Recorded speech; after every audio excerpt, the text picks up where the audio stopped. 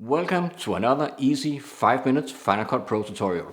Today I'm going to show you how to make an object appear in front of your text, and I'm going to show you how to do this in two different ways. The first one is the official way. It requires some patience, and the other one is a less detailed version. That is, you can call it the quick and dirty version, and it will work in some occasions. But as always, I will try to do this in less than 5 minutes. So let's put 5 minutes on the clock and move into Final Cut Pro. So this is the result we want to achieve, and this is version 1.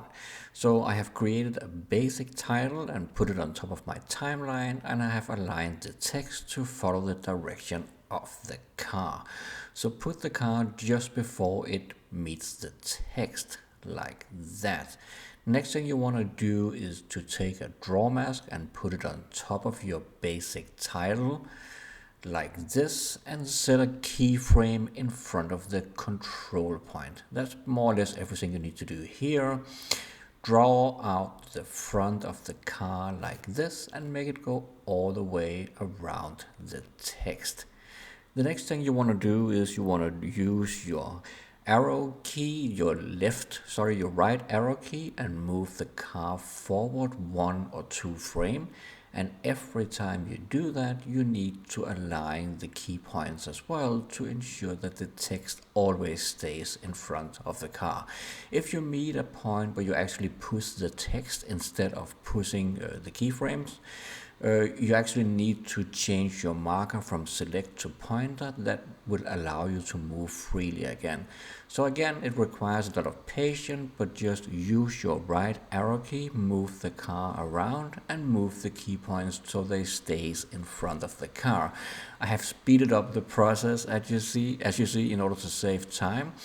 But again, that's all there is to it. If we rewind and go back, we now have the fully keyframe completed, meaning that the text will now disappear behind the car, just like that. This is the quick and easy version, and you can actually get around with this if you have a fast moving object like a car. So in this case, we're just going to use a slider cropping from left to right. So put a keyframe after the slider and use the exact same method. Use the right arrow key on your keyboard, move the car forward, and every time you do that, you're just gonna slide the crop tool a little bit more to let the text disappear. It's not as accurate because it doesn't follow the frame of the car, but it works in this case with a fast moving object. So it's a lot faster to do. So if we rewind, we actually have a quite solid result, and unless you look for it, nobody would actually know like that.